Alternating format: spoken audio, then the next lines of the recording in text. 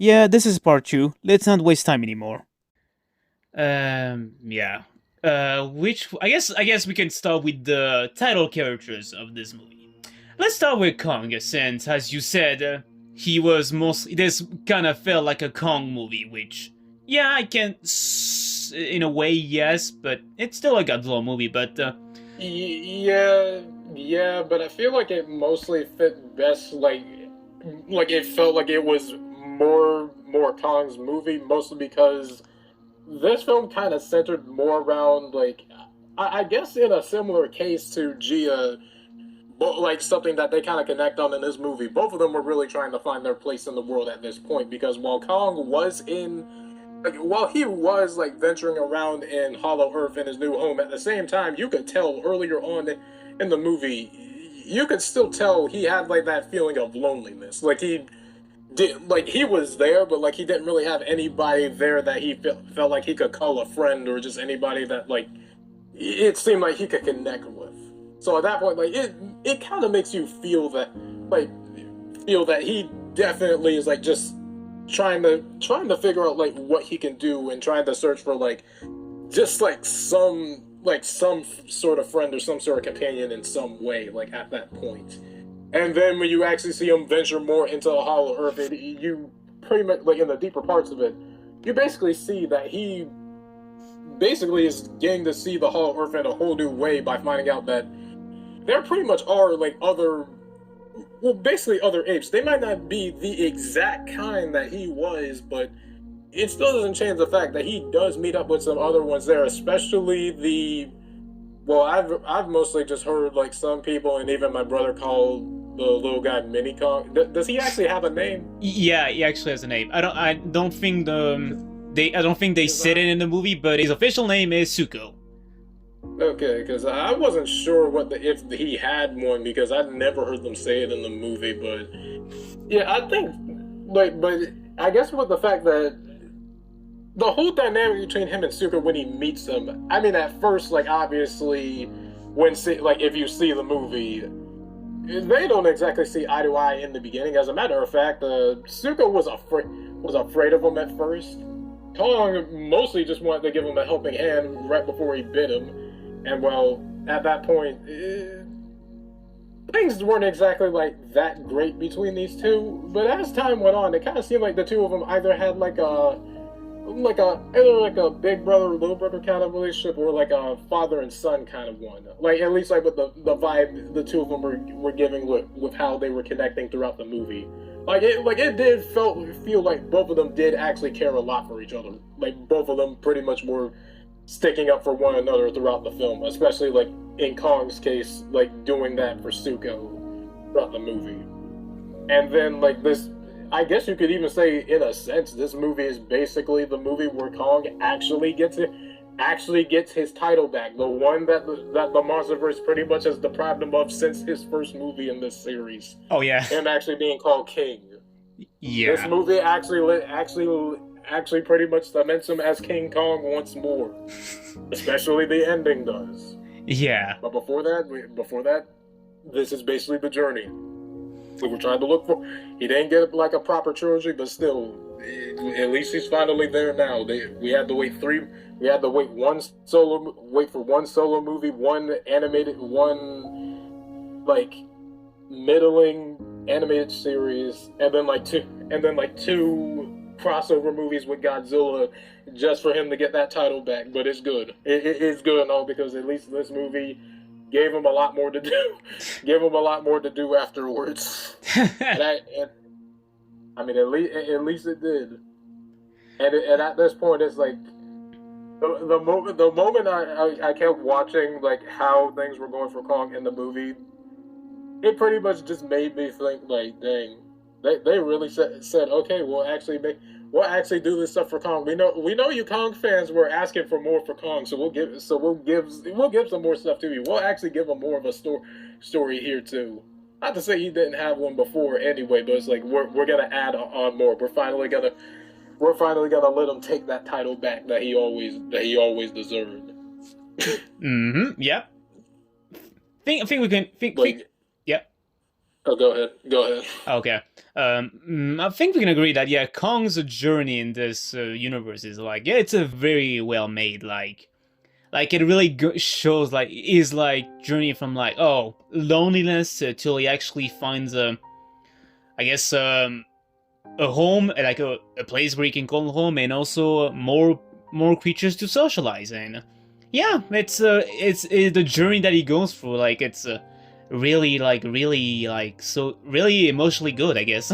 Yeah, especially with the fact that in the movie you kind of have to see him like basically earn the respect of those other of those other apes because earlier on they did not like him whatsoever. Not even Suko didn't even like him at first. He thought he was an enemy. He thought he was an enemy before all those other apes started fighting. And then Kong had to beat them down. So I probably should have talked about this more in the action section, but but still, like he had the beat down like those first few down to the point that one of their friends was just like, okay, no, take it easy, man. I don't want anymore. I don't want to fight you anymore. I'll leave. I'll leave. Basically striking some fear into them, but later in the film, you pretty much see him. They basically get some sort of respect, but even then, when he first stepped into that cave, not one of them respected him. Not one of them. Not even that one that like let's see that one ape that walked up to him that basically just got so mad he kept yelling until Kong just punched him in the face, telling him, you know what, I'm tired of your crap. Just shut up. Just shut up and lay down. Oh, God. And of course, obviously one of the two main antagonists of this movie, but in all honesty, he's really the main one. Yeah. He's really the main one, but still, Scar King. Yeah, he ain't even get Scar King's either. Scar King didn't even give him the time of day. The whole time he looked at him, they were like, look at this guy. He thinks he's a part of the team. Like the whole time, he just pointed out and laughing in his face while the other apes were watching and just laughing along. He was like, look at this guy. He thinks he's one of us. Only for Kong to give him his just desserts later on.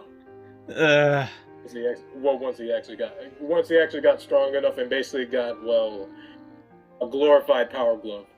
It actually serves some narrative purpose in this movie, but we all know the real reason why that glove is even in this movie. but I can look past it because at least Kong was still cool with it. Yeah, I mean, even if the reason he has a glove it was for like the other reason, compared to Ultraman, they aren't really blatant about it. But that's for another time. But yeah, actually, I was actually gonna ask. I guess the new additional stuff that they gave Kong, like aside from the power glove, which I'll definitely say he's really cool with it. Like, dang, and. Yeah, apart from that, he also, one of his tooth, which in the beginning of the movie we see that is a bit broken, and yeah, the trapper basically takes it off, and basically replaces it with a metallic tooth, which, okay, pretty cool looking, I guess. Yeah, I guess the new additional stuff that he gave Kong, well, I was gonna say the axe, but I was like, oh no, wait, the axe was like a thing for GBK, and well, thankfully. I mean, the axe was in the movie for like a few seconds, but he lost that. It's like we basically had to trade out the axe for the glove now. Yeah, good point. But even then, the axe is still it's not broken as we thought it was because of that one shot in the trailer. But nope, the axe is still there. But yeah, Kong's new additional stuff like the metallic tooth and the power glove. Yeah, they were pretty cool additions to the character. Okay. Now that we talked about the big monkey, I think we can also talk about the big lizard. Yes. Yes. That, of course, being the king of the monsters himself, Godzilla. Yeah, Godzilla. What can we say about Godzilla? Well, he's a badass. That's literally that. I don't think that part was ever going to change. That's kind of a thing that just remained consistent to him for him in all of these movies. That he just remains cool, and also probably one of the meanest guys around. Because I mean, let's be honest, you don't want to screw with him in this movie. He pretty much proved why it's a bad idea trying to fight him. It would be a better idea to have him as your ally. Like, yeah, literally. Now, even though we talked about how this is kind of Kong's movie, technically this is also Godzilla's movie, because unlike GVK, in the beginning, at least in what we see with Godzilla, Godzilla actually does some stuff. Like, yeah, I'll say this. Despite the limited screen time that we got in the beginning with him, even though 2014 is kind of a worst case in terms of Godzilla screen times, Godzilla still actually did some stuff while we got to see him. Like, literally, like, man was like, what's that I'm hearing? War? Oh, it's war? Okay, I need to get amped up for this shit because it's gonna go crazy.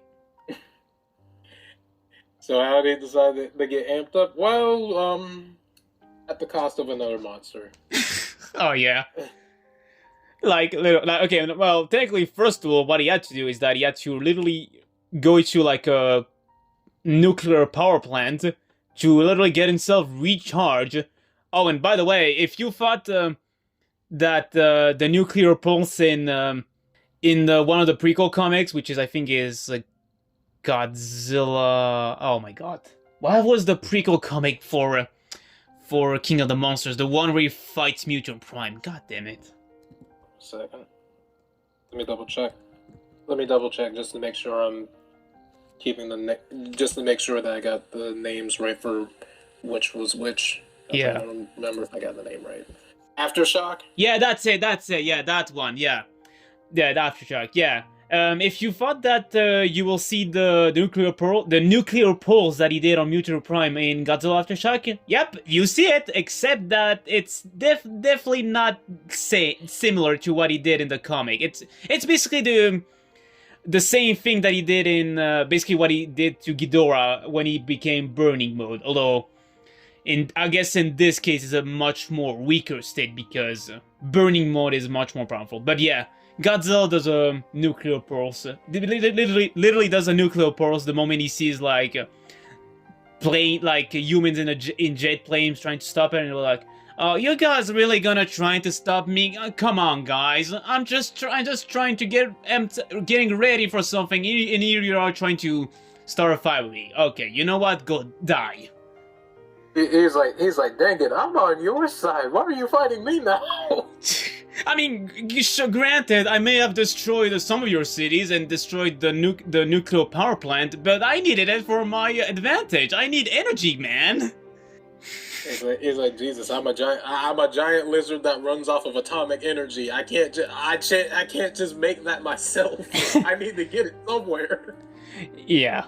But yeah, after getting energized, and also I think in one of the shots we actually see him really blue. Like, yeah, man is like so blue that it looks like the Burning Mode was like just blue.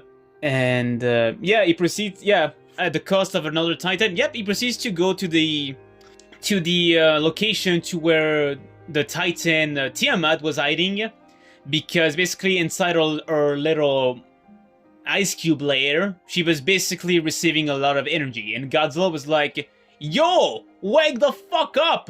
I'm breaking and entering your house. Give me your energy." That's pretty much all he was. He just went in there just to say, I want your power. I'm gonna need your power. Wake up, Tiamat. Sorry to interrupt. But look, the world's in danger again. I need some of your power. Give it to me. Give it to me. You've been hogging all the nuclear energy and the Saiyan energy yourself. I need it. I need that transformation now. Yeah. Yeah, and then proceeds to fight Tiamat, then kills her, and then proceeds to, well, go inside and get recharged. And then we see, by far, perhaps one of his best designs yet. And I don't know I don't know about you guys, but honestly, Evolve the Godzilla, Pink Godzilla, Super Saiyan Rose Godzilla, peak. It's peak. Yeah, it's peak. Yeah, literally. This is peak Godzilla design. Like, holy shit! He looks even more cooler in the color pink. I know someone who is watching is gonna be like, no! Sorry, my guy, but pink really works for Godzilla. Like, okay, I guess you could also say that him being a bit skinny is a bit weird, but I didn't mind at all. I mean, in the movie, I guess in action figures, it's a bit weird to look at. But honestly, seeing him in action, like evolved Godzilla in action, even when he was skinny, he was alright. It was not a big deal. I'd say the design looks better in the movie than it does on the action figures. The action figures I don't think are too bad, but like the whole thing about him being a bit more skinny after pretty much absorbing Tiamat's energy, I'd say in the movie it works a lot better. Like he looks better in like certain shots in the movie than he does like in probably a few other ones, and of course the action figures. Like that's probably what it is. Like certain scenes, I think like the way how certain scenes are shot kind of benefit him a bit more than certain other ones.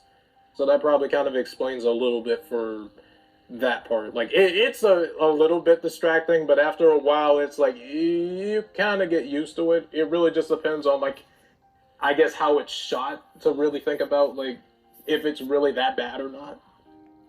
Yeah, pretty much. But I guess to end up with Godzilla, I guess to end with Godzilla. I guess the last thing he does, I mean, after he gets charged up, Kong pretty much with the audacity to, I guess, call him out, and Godzilla's like, "Oh hell no, we ain't starting this shit again." He's like, didn't I tell you to go back? He's like, didn't I tell you to go back to Hollow Earth? Didn't I tell you go back there? You really want to fight again? You really want the world? Okay, fine. And you decided to come here in Egypt. All right, all right. Literally. Fine, I'm ready for you guys. Fine, I'm ready for you, Kong. Let's go fight. Let's go fight and destroy some pyramids. Actually, before he does that, he's actually somewhere else that is a bit far away from Egypt, and literally the moment he hears Kong and basically goes to... still in Egypt. It was just like it was just like in the cities that he was in. It was just somewhere in the city that he was at. Yeah, pretty much. But literally, the way he basically goes to... He decides to literally go after Kong is literally getting on top of a mountain, from what I remember. And then this motherfucker literally jumps! He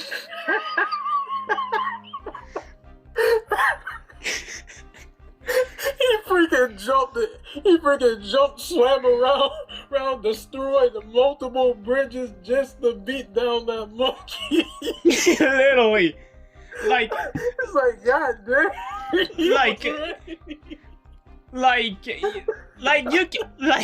like you could say that him jumping off the mountain is ridiculous. I'm gonna disagree because it's fucking awesome. Yeah, but if Godzilla was real, it's like, oh god, no. Like, I could believe he'd actually do that. He finds this crap fun. There's no way you could tell me he didn't find doing this crap fun. He seriously thought about diving. He literally said cowabunga, jumped up in the air, and decided to dive in just so he could get the goal. Like, oh my god, if he was real, God no, I am running. I am running. If Godzilla was real, and next thing I know, I see him backing up on a mountain and then jumping. Oh no. Oh yeah. Oh no. Oh no. No. I don't want to mess with that. No, you proved your point. You win. Just don't hurt me. Kong must have been afraid at that point. I don't think he expected. I knew he expected Godzilla to come to him just from seeing him, but I don't think he expected it to go down like that. Even the whole time Kong, when Godzilla actually made it after swimming the whole dang way, Kong was like, "Okay, take it easy. I didn't say I want to fight. I need your help." Godzilla didn't even listen. Like the whole time, Godzilla the whole time he said, "No, you called me, so now we gotta fight." Oh my! Put him up, Kong. Time to fight. Oh my god! Like, yeah, it's been like what, 3 years since we last seen each other. Time for that rematch. Let me show you who's boss again. Oh my god! Oh my god! I know. I guess for people it's just. I guess for some people it's just weird out. Oh, so Godzilla and Kong are not friends yet? I mean, I guess not. Guess not. I mean, I mean, they had some respect for each other. They had enough respect for each other at the end of GVK to pretty much fight together to beat down a Mechagodzilla. But I guess for this, not so much. For this, it's like they had some mutual respect, but for the most part, they didn't really consider each other like friends or anything. Yeah. And yet Godzilla was like so excited. He was mad, but so excited to see Kong just to fight him again. Oh my god. Like, god dang, is Godzilla Vegeta? No, I don't. The only difference, unlike Vegeta, Godzilla actually wins. He can actually catch a W once in a while. Actually, he almost always catches a W. Vegeta can't catch one to save his life. Yeah, pretty much. Yeah, okay. Yeah, I guess in terms of Godzilla in this movie, I mean, okay. I guess in a way he's kind of a secondary character. But he's definitely like the best character in the movie. Like all the stuff he does is just magnifique. Yeah, they definitely were having fun. I'm telling you, they definitely had fun directing and writing every scene Godzilla was in. Yeah, they definitely characterized him a bit more in this film. Like, I mean, he was already characterized pretty well here, but it's like, yeah, you could tell they were just having fun trying to figure out what they wanted to do with Godzilla here, how they want him to act, and it's clear that Godzilla is a competitive and aggressive bully of a freaking lizard that just so happens to act like a cat. He's literally like a grumpy cat, like sleeping in a coliseum in Rome. Oh yeah, you should have mentioned that. Like freak, like man, literally man, in order to rest, literally sleeps in the freaking coliseum. Yeah, he said, "This is my home now." Like that was a good fight. All in the day's work for the King of the Monsters. Now, please, everybody leave right now. I want to sleep in my Coliseum. This is my home now. If you have anything to say about it, talk with my buddy Kong. I'll call him back from Hollow Earth so he can speak with you. Matter of fact, I'll speak with Mothra too. And speaking of Mothra, she is literally the whole reason why these two stopped fighting. Oh. I found it funny that she was the one who had to speak sense to him. And like the whole time I saw it, I was like, Godzilla must have been thinking, God dang.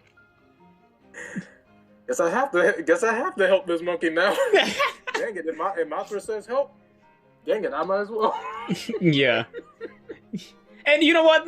You know what? Let's go over Mothra. Let's find out Mothra now. Yes, Mothra. Again, I guess spoilers, even though that was too late. But yeah, Mothra makes a comeback, and oh my god, I wanted to scream so loudly when I saw her like make a comeback. It's like, oh my god, Mothra makes a comeback. This is a miracle. And Mothra makes a comeback, and yep, I guess just like Godzilla, she is very, very, she's cool. She's very, very good. Especially for this movie, she was. I'd say at least like for some of the scenes that she was in for this, I'd say all three of the main monsters that were here were definitely the MVPs. But if I had to say, like, out of the three who really were, it was definitely probably Mothra and Kong. I mostly say Kong just because of the fact that this felt like it was more of his movie and he got some of the best stuff out of it. But that's not to say that Godzilla is being left out. I mean, Godzilla was kind of left more in the side for this movie, but even then, he still got a lot of good moments because, like we were saying on his section, you definitely get some of the most fun scenes out of him just seeing how he acts, where they tried to develop his personality here more. And for Mothra, they definitely give her more. They definitely lean a bit more on her being like one of Earth's protectors throughout this whole film. And I guess, well, at least for like as we're concerned with like with the main group of kaiju, she is basically the team mom, I guess. Yep, pretty much. That's probably the best way to put it, because she literally had to get both of them to settle down and stop fighting. You might as well say, yeah, I guess she's a bit of a mother to them right now. Well, maybe not really, but still, like in the way where it's like out of the three, she is like the most responsible one and the one that's actually trying to get everybody to chill. Yeah, pretty much. And yeah, I'm guessing the whole like Mothra basically trying to get Kong and Godzilla to team up. I feel like this is a reference to Ghidorah the Three-Headed Dragon, where basically in that movie Mothra, who is a larva in this movie, basically tries to convince Godzilla and Rodan to basically just stop fighting and team up in order to defeat Ghidorah, which they don't. But I guess after seeing her trying to fight Ghidorah in her own, they decide, you know what? That caterpillar has a lot of bravery. Let's go help her, I guess. But yeah, this is obviously a even though I guess maybe not intentionally, but this is pretty much a reference to that. Which, yeah, it was pretty cool. I guess before we get to the main villains, I guess we could talk about and I guess the main villain and Zuko. I guess we could also talk about the Titans that that appear for cameos, I suppose. Let's see. The first Titan that we see. Actually, no. The first scene of Kong is basically him trying to run away from some wolf kaijus, something like that. And yeah, they were pretty cool. Even though we don't know what they are, they were still pretty cool. And let's see. Then we have. Oh yeah, we also get a little cameo of Doug, aka the Lizard, from GVK. Man literally has the audacity to steal food from Kong. I wouldn't say that went. I wouldn't say that went the best for him, but still, it was kind of funny just to see him pop up again. Only to say, hey Kong, I hope you don't mind, but I'm just gonna take these. I'm kind of hungry right now. You don't mind if I take this, right? Right? We're cool, right? Yeah. Okay. Nah, you won't. You don't have a problem with it. I'm just gonna leave it this food. Goodbye, Monkey Man. Yeah, goodbye. Meet you again. Let's see. Then we got Scylla, basically the spider kaiju from King of the Monsters that basically attempted to fight Godzilla in Rome, and well, that didn't end up good for her, I guess.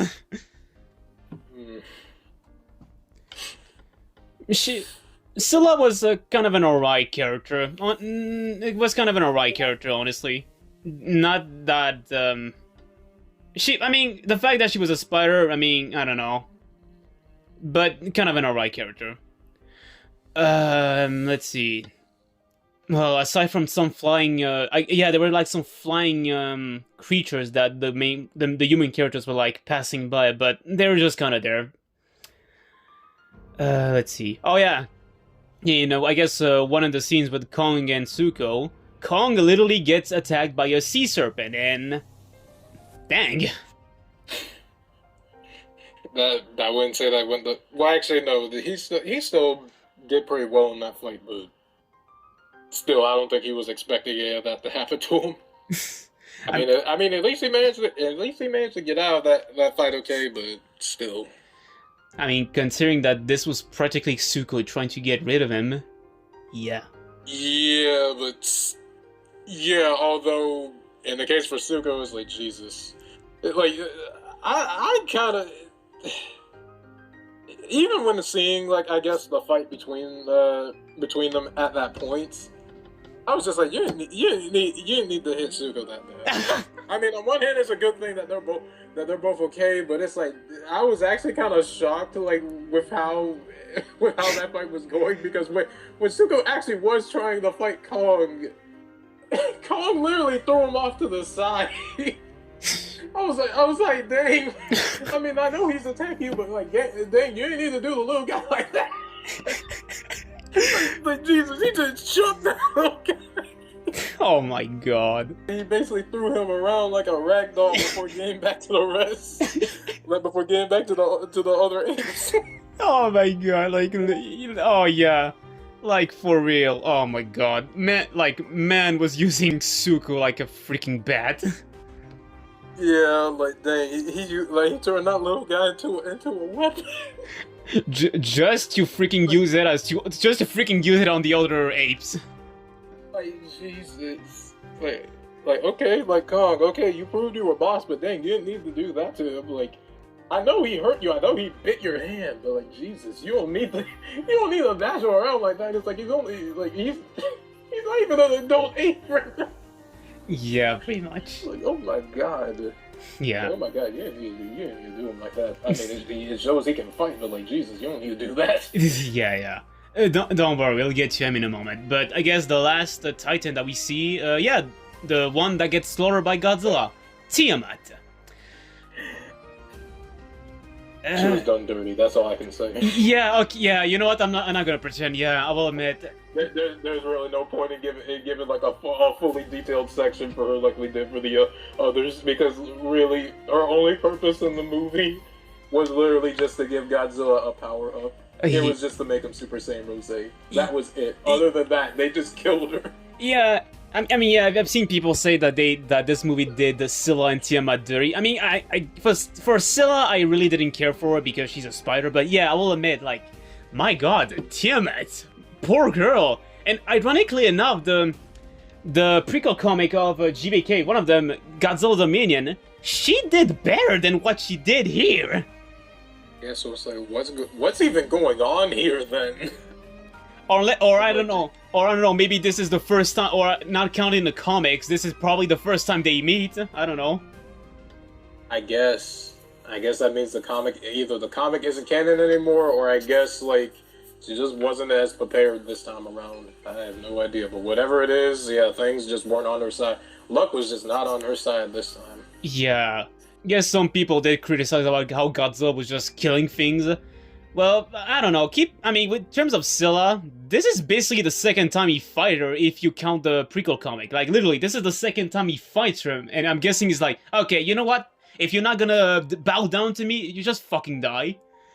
But I kind of forgot about Scylla, honestly. Yeah, I don't blame you. She was only there in the beginning. But I guess for Tiamat, well, now I think there was a video talking about it, but basically I think they said that Godzilla was actually kind of in the right for killing Tiamat because she did use a huge source of energy in her lair.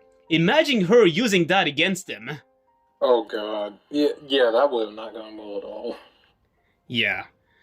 Yeah, that's basically all the, I guess, the secondary titans that we see in this entire movie. Yeah, let's go over, I guess, the three remaining, well, I guess the last secondary titans that we could talk about are the apes. I like the apes. Honestly, I think what I like about it is how they're not really like all gorillas. Like, all of them all have their particular designs based on, like, different apes. Like, I think there were some that were based on chimpanzees, which, yikes. I mean, considering how they act in this movie, it kind of makes sense some of them would be lumped in there. Yeah. I mean, let's be honest. The apes in this movie are goddamn savages. Yeah. Yeah, good point. I mean, it would be, like, considering that, it makes sense there's, like, a little bit of chimpanzee in there. because those little guys, they might be, like the closest cousins to us humans, but it's like, they are more crazy than us. The only difference, well, some humans can be kind of unpredictable when it comes to what exactly they're thinking of or what crap they do. Chimpanzees, on the other hand, no, you already know exactly what to do to set them off, and once they are set off, you are basically screwed. Pretty much. Alright, that was practically all the secondary titans that we see in the movie. I guess we could go over the three last remaining new characters that we see. Let's start with Zuko. Now, I've seen some people complain about how he's basically his design is basically way too cute for a universe like this. But yeah, I'm gonna say this isn't the first time we see cute characters in the franchise. Like, did people forget about Little Godzilla and Godzilla vs. Space Godzilla, which is an Heisei movie, which is also considered to be Yeah? It's those people who only saw -1, that's all. Oh yeah. Oh yeah. It's just those people who saw -1 when it was like peak cinema, and then called every other Godzilla movie, including this one trash, just because it wasn't trying to be like an allegory for war or for the atomic bomb. When it's like, do you know how many Godzilla films where he isn't just that? Like, most of his history, he hasn't been, and a good amount of most of the Showa era was literally just as goofy as this. It's like, what point are you trying to make? Yeah. And besides, not all of the eras have Godzilla be an allegory of nuclear bomb. Like, have you seen Final Wars? Final Wars is nothing like that. Final Wars is probably one of the goofiest Godzilla movies out there. Like, it's not my favorite Godzilla movie, and honestly, don't hate me, especially a certain somebody, but I find the movie to be kind of overrated. But even then, I can't deny that at least some parts of that movie is still kind of fun. But it's like, there, but it's like the story of that movie was not even that deep at all, because literally the whole thing it is literally Godzilla mashed together with aliens, which I mean he's dealt with aliens almost all the time, at least in the Showa era, at least, and a little bit of Heisei. But you also got the fact that it is practically a Matrix movie, and to be fair, this movie came out in freaking 2004. Yeah. Jesus Christ, I am as old as that movie. That feels weird to me now. I don't even like that movie as much as some of the other ones. That's like, god dang, I am as old as that dang movie. Right. My God. Yeah, pretty much. But even then, it's like that movie should tell you that movie is kind of like that movie is just as nuts as like something that probably would have happened in the show era, because it's like you guys are trying to say Godzilla is always supposed to be like deep and rooted in like war and like as an allegory of the atomic bomb, which I mean again isn't a bad thing that he is. Obviously that's where his like not so humble origins came from, but it's like at the same time it's like Godzilla has been changed so much in just about every iteration. The character is so malleable that it's like he doesn't stick to just one thing. It's kind of like how somebody like maybe Batman, sometimes Spidey, depending on the iteration, or just any other character you can think. Sonic, you know what? Sonic even kind of makes sense to this, because even though he has like a set thing going on, even he's like changed every now and then, where it's like you have him feeling more like the classic iteration, or like you try to go for like a darker kind of storyline, or even heck, I guess Boom or Lost World is even like a good example, even though those aren't really the best games in the series, but still, like it's basically what I'm trying to say is like the character can be changed so much. They've had so many changes and so many different iterations that all have like their own like distinct like qualities to them. It's like the character themselves doesn't have to be like a set thing, like except for like maybe just like the core values of the character or what makes them who they are. You can still make a new version with different changes, but it's like not all of them need to be the same. The only thing that really needs to stay the same is really just like the core basis of the character and what makes them who they are. Like, what is their qualities, or what do they think of, what's their outlook on the world, or just simply their design. Godzilla is like one of those characters where it's like he kind of falls under that same metric. It's like kind of treating it that Godzilla is only supposed to be the like an allegory, is like a political allegory, is, even though yes he is one, like let's not deny that's his origin, but it's weird to kind of keep him in that same lane when you see all of the insane crap that happens in some of the Showa era films, like stuff with Mecha Godzilla, the Megalon movie, Ghidorah, or anything in the Heisei era of movies, like Space Godzilla being a thing, Mecha Godzilla 2, freaking Destroyer, and just all of the Millennium era, which the entire Millennium era is kind of just kind of hard to wrap your head around for just how everything connects, but it's like those are so different. So it's like treating it like the MonsterVerse one is like kind of like lesser by default is just not like a good outlook, honestly. Like just because it doesn't fit with like a specific vision for the character, because this character has been pretty much been spun in multiple different ways. Mm-hmm. Pretty much. So yeah, that's basically that. So yeah, hope you guys understand that. So if not, then you're not gonna bother. But right, back with the topic, Zuko. Now, if you're gonna complain that he's cute, I mean, have you seen baby animals? They're freaking cute. What do you want? I mean, it's like he's literally like a giant ape. It's like he's pretty much like a giant orangutan. It's like, what like you expect it not to look cute?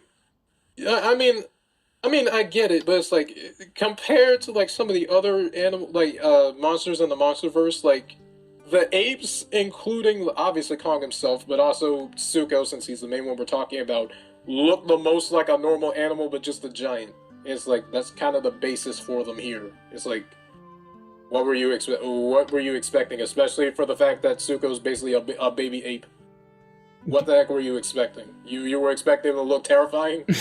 I mean, probably when he gets older, yeah, but it's like, is it really a bad thing to have him be just like a cute animal? Like, have him be like a cute monster here? Is like, this series has kind of had cute monsters before, and like in some of the previous entries. Like, I mean, not specifically this take on the characters, but like older iterations. It's like, we didn't have a problem with it then. Why is it such a problem now? Nah, I don't know. But, I don't know. But back to Zuko.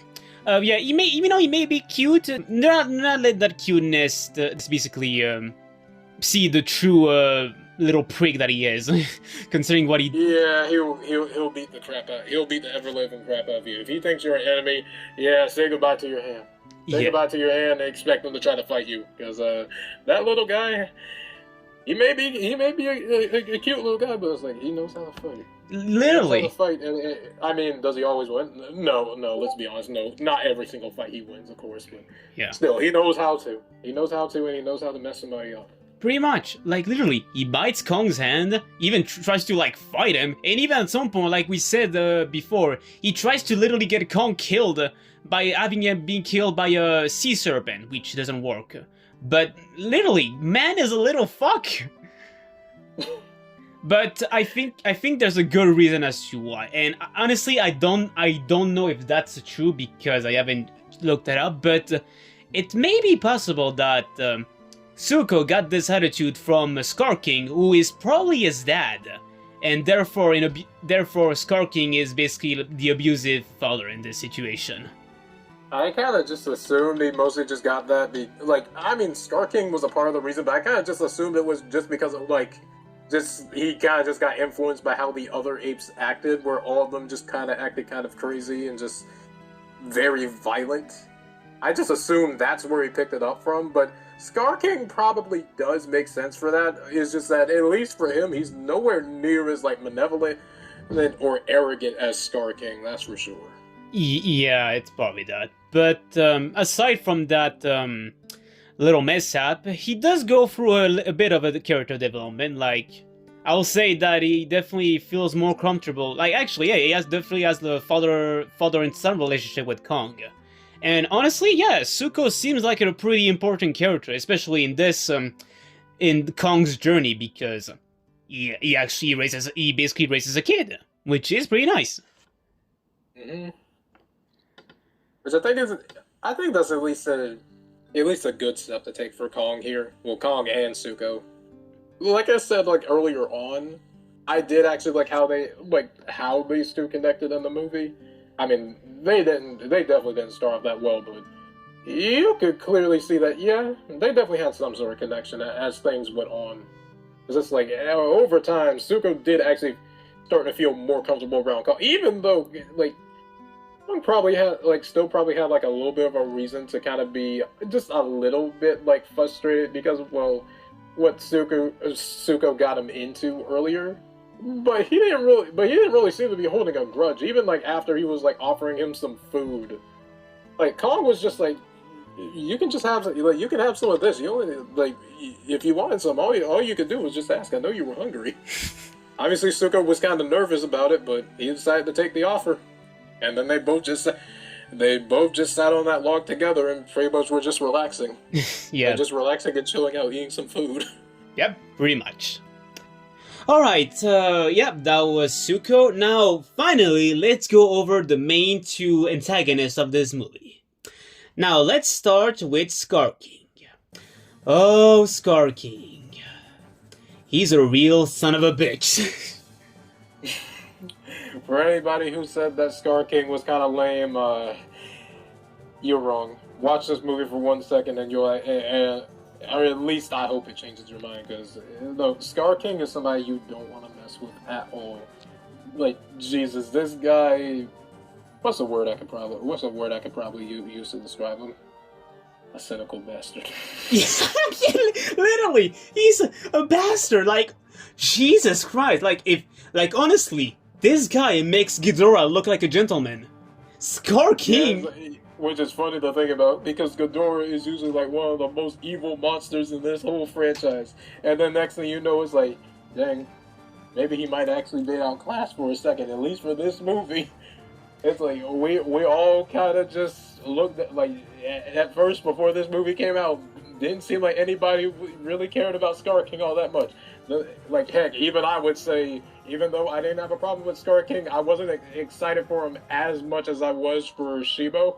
And the next thing I know, yeah, never mind. Scar King actually proved why he was the main villain. He actually proved it. This whole time is like, dang, he is evil. The whole time, he just felt like he was tried to prove he was the most evil person around without actually having to do that. Because the whole time, you could clearly see he was arrogant, but kind of fun to have around. And then I guess another thing, I don't even think I noticed this the first time when seeing his design before seeing the movie, but you also got the fact that literally his signature weapon is like a bandolier that he carries around as a whip that just so, if I remember correctly, was like another monster's freaking spine. Oh yeah. Jesus Christ, what the heck are you doing? That makes me wonder, dang, who did he kill to get, like, what monster did he kill to get that? I don't know. But and then you also got the fact that he's basically been holding, well, the other antagonist of this movie, well, semi-antagonist, we'll get into that for a second. Yeah. Basically the other one, Shimo, he's pretty much been holding her captive for years. Which is, yeah. Because apparently his plan is he wants to use her to try to take over the world once he actually finds his way up to the surface. He basically wants to rule over that. But, and I mean, I guess Shimo kind of would be like a perfect weapon for him to use. Not saying she should be, but in that case, I mean, she kind of would, like, freeze over the whole planet. If he actually succeeded, then yeah, that would have happened. But thank God it didn't. Yeah.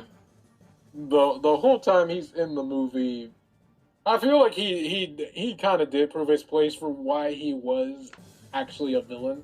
Because he did kind of scare off Kong and did beat him up pretty badly. Like, to the point that he kind of had to run away before eventually, obviously, our main group of characters, Eileen, Gia, Bernie, and then, of course, Trapper, pretty much had to try to help him out and heal his arms. As well, yeah, he wasn't doing too hot because of all the injuries that he had got when trying to fight Scar.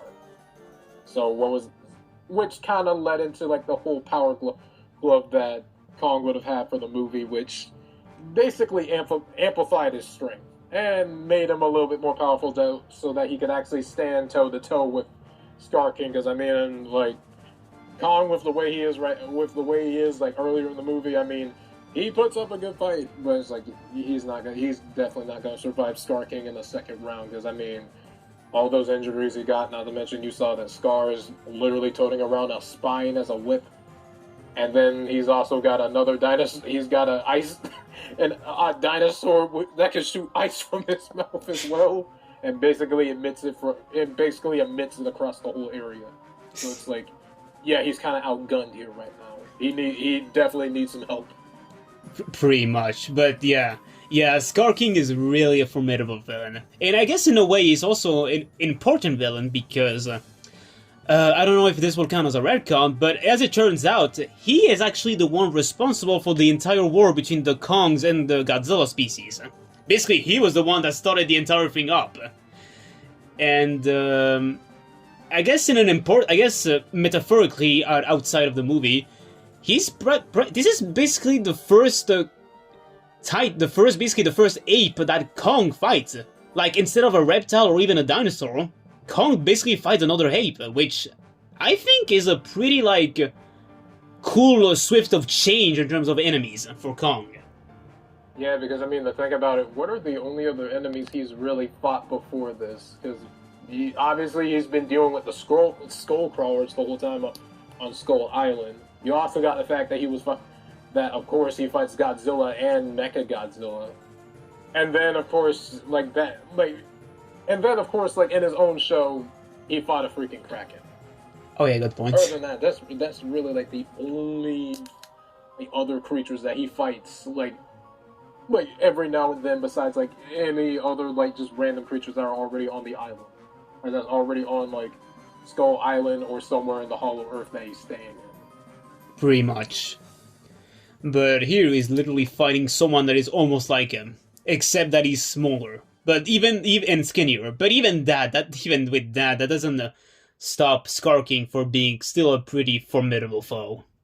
Yeah, that was Scar King. Now for the secondary villain and my favorite of in terms of original monsters, Shimo, the Ice Queen.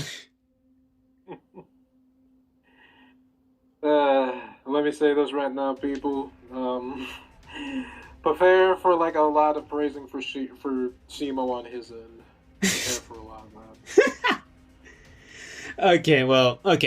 Now, I guess before we got to see the movie, when the trailers basically revealed her, we were all asking questions like, who is this? Who is this mysterious ancient titan? She's bigger than Ghidorah? She's an ice queen? And, what else? She's like a kaiju slayer? She's like the most ancient, most powerful titan in this universe? And then when we saw the movie, that was... some of that was true, but not all of it. Yeah, but this lead to her being a different like type of villain, which I actually liked in this movie. Basically, she's... Honestly, I wouldn't... Yeah? Well, you go ahead, I'll say it after. Okay. Basically, she's another victim of Scar King, but I think for her it's literally a much worse case because basically she's basically enslaved. She's basically enslaved to do his bidding. So I guess in a way, she's kind of like a Titanosaurus type of character because Titanosaurus in Terror of Mechagodzilla, in that movie, he was stated to not really be an aggressive monster. He was actually a very peaceful dinosaur. He was, a very peaceful dinosaur, but what leads him to basically joining like forces with Mechagodzilla was because he was mind controlled by like the villains. Here I can see a similar case. Shimo is probably not like a very like villainous titan, but here she's basically forced to do stuff that she probably is like horrified of doing. Which yeah, in this case, that's kind of why I'd say like I honestly wouldn't I guess she counts as like an antagonistic force for the movie, but I wouldn't necessarily call her a villain considering that because well, yeah, is she doing all this stuff for like Scar King's bidding? Yeah, she is, but at the same time, it's like you can clearly tell she doesn't want to. Like just from seeing like what's going on in the movie, you can clearly tell she doesn't want to. She's only doing it because he's basically forcing her to. Pretty much. And basically, she mostly comes across as a tragic creature, as a tragic kaiju because. Well, again, she's enslaved, which is pretty bad. Mm-hmm. But I guess in terms of Shimo, in terms of her design, that's a pretty pig design. Like, honestly, this is like the best design for an original monster. Like, not only in terms of like the Godzilla franchise, but also like in the entire genre. Like, damn, this design is peak. Honestly, I'll say this is Scar King and Shimo, probably like the bestest we got in terms of original monsters for like the Godzilla franchise, and definitely a big step up when compared to the Mutos in 2014. Yeah, there's like, dang, we've really come a long way from the Mutos, actually, because it's like before then it's like they were all right, but like compared to some other monsters, especially like the ones that were actually, especially like, you know, the Godzilla ones, and then of course the Skull Crawlers, they weren't really up to snuff at all. Like, they were alright, like the Mutos were alright, but nobody was really looking at them and saying, oh, they're my favorite monster. There probably were a few, but like, they weren't exactly like that interesting of villains. And even then, you could almost argue that Godzilla 2014 was focused mostly on them, because they have more screen time than Godzilla himself. Which is pretty sad. Yeah, I mean, I get it if they wanted to kind of make Godzilla a bit of a secret, but it's like, why the heck did you try to hide him twice when you already showed him off at one point in the movie just to say no, we need to hide him again, even though it's like we already see it, the mystery is gone. The mystery Literally, is gone. like, just keep showing him. like literally, just You know that's what people want. literally, like, don't hide him anymore. Just show him, show the freaking action. Like, they cut off the battle twice, freak's sake. But that's for another time. But at least here, I mean, none of that actually happens. And plus, at least in this movie, we finally get some original. Well, we already had like a little bit, but I mean, like more original ones with like better and more inspired designs. Even if like a lot of people kind of well, they kind of bash on Scar King for basically looking like an orangutan Mr. Clean. What the fuck? I mean, I only say that because he's basically bald, but still. Oh my Like, god. Why is this a part of the criticism? Who gives a crap if he's bald? Let me finish, please. Yeah, go ahead. But it was just for a joke to think. Let me finish. As I was saying before I got interrupted, I still think his design, like, aside from him basically being an orangutan Mr. Clean, I think his design was at least pretty cool. And even then, like, even I'll admit, I thought he seemed okay in the trailers, but he wasn't really a villain that I was that excited for, but at least wanted to see how he would do. And then the movie actually made me love him as a villain. But he's the kind of villain I say, like, he's the kind of villain where it's like, you love him as a character, but you'd hate him if he was actually real. That's basically how I feel about Scar King. Like, and I feel like his design, I mean, yeah, he's a bald-headed orangutan, but I think at least with what they were doing with him, he was still kind of cool. Because at least like with how he's designed, I feel like he's at least unique enough for you to be able to tell that, yeah, he's definitely his own creature. Like, he doesn't look that generic or anything.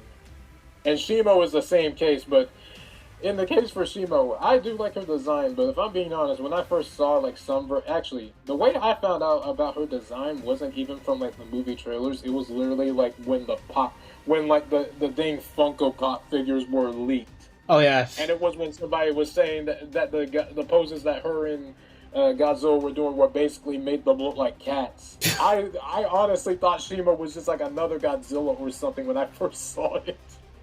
I didn't even know it was a new monster until finding out later. Nope. I mean, I know better now, but it's like before then, I seriously thought she was just like a new god, like another, like member of Godzilla's kind or something, and she just happened to look like that. But no, she's her own creature. yeah, She's her own creature, and I'd say like her design is a pretty good one. Definitely one of the more interesting original kaiju designs, I'd say. Yeah, and definitely also one of the most tragic because again, she's enslaved, which is pretty bad. Mm-hmm. But I guess to finish this up, I guess we could definitely say that both Shimo and Scar King definitely do work as the opposite for Godzilla and Kong. I mean, I can definitely see that for Kong and Scar King. Both of them are definitely the opposite of each other. And Shimo and Godzilla, yeah, I guess in a way they are. I mean, a little, but even though they were fighting a bit, they didn't exactly like have like that much malice against each other or anything, compared to like Scar and Kong, of course. Yeah. Also, I've heard people say that Shimo was practically not doing good against Godzilla. I don't know. She was kind of able to hold her own against Godzilla, even when he got evolved. So I don't know what they're talking about. Me neither. But yeah, the villains, yeah, they're pretty good villains. The villains are pretty good. Like, you got one who is one real son of a bitch, and then you got a tragic one that you want to hug and pet her, I guess. Pretty much. All right. Well, at least by the end of the movie, she's now basically safe being around Kong and Suko. So maybe they'll be taking better care of her than Scar did. Yeah, pretty much. Okay, we've practically said all we wanted for this movie. I guess we can end this entire review with, I guess, our final thoughts. What do we think of this movie? Me personally, I think this movie is peak. This is by far one of the best MonsterVerse movie to ever come out. In fact, one of the best Godzilla movies ever. I could definitely say this. Godzilla Minus One and Godzilla X Kong: The New Empire, of both modern classics of the franchise. This is definitely the two movies that really serves well for the golden era, for the golden year of Godzilla. And honestly, I had a blast watching GXK. Honestly, I would watch it over again all I want, but damn, this movie is fantastic. And what about you? I don't know if I'd say it's the.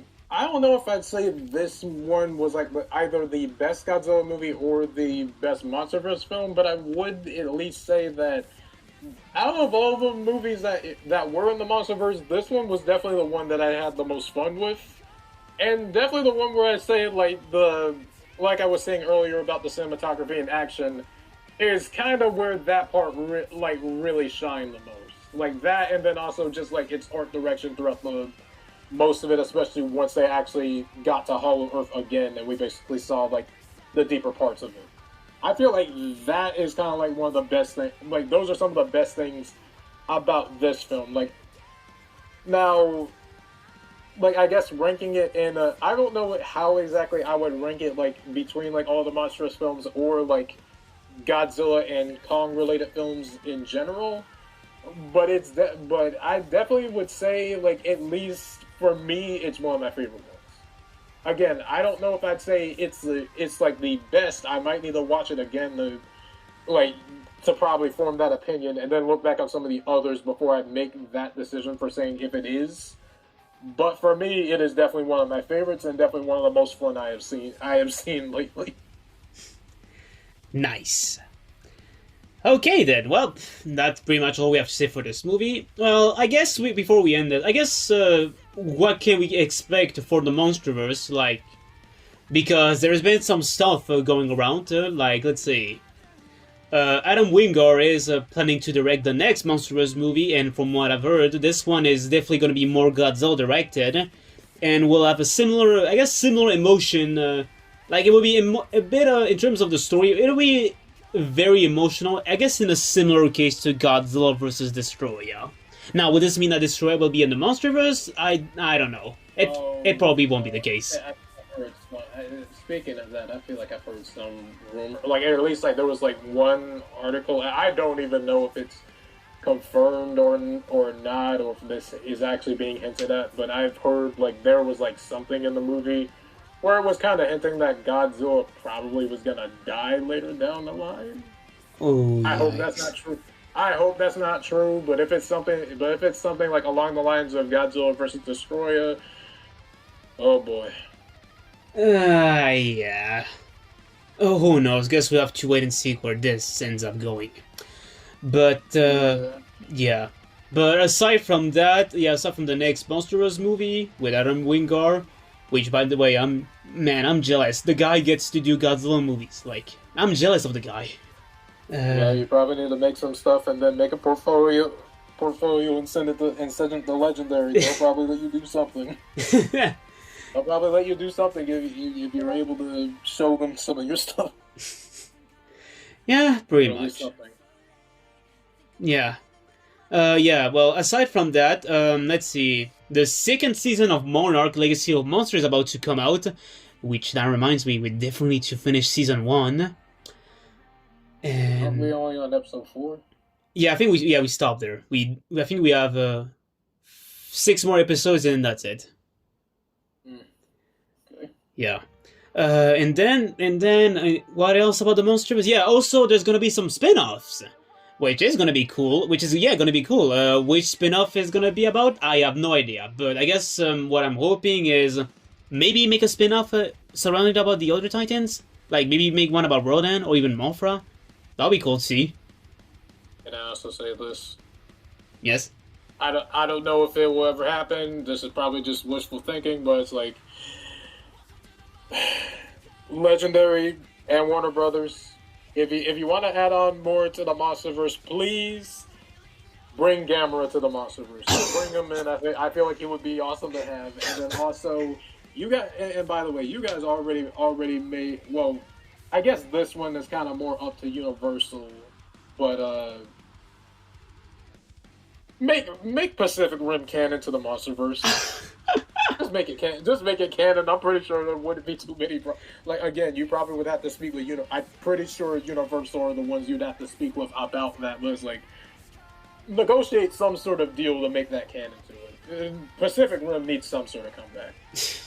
The fans are starving right now. Yeah, pretty much. I mean, actually, wait, wasn't there somewhere that is about a crossover between the monsters, the Pacific Rim being actually a thing? Was there? I feel like I've heard some. I don't know. I'll have to check that out. But if they actually manage to do that, I guess that'll be a big win. I guess. We can only hope that actually does happen. I don't know what way they would do it, but it would be nice. I'd hope it's actually a movie, though. If not that, then at least like a mini series or something. Yeah. A comic wouldn't be too bad, but I'd want to see it filmed too. Unless they just make both like at the same time. Yeah, I suppose so. But yeah, that's what you expect for the Monsterverse, and yeah, I guess I don't know. Maybe when those come, we'll end up reviewing them. So yeah, that's all we have to say. And well, I guess in terms of Has Been Hotel, don't worry, you guys. We'll continue reviewing the episodes once we have time. And well, all I can say is buckle up, because you're gonna hear a lot of negative points from, well, mostly my part, because yeah. Yeah. And I guess yeah, if you guys are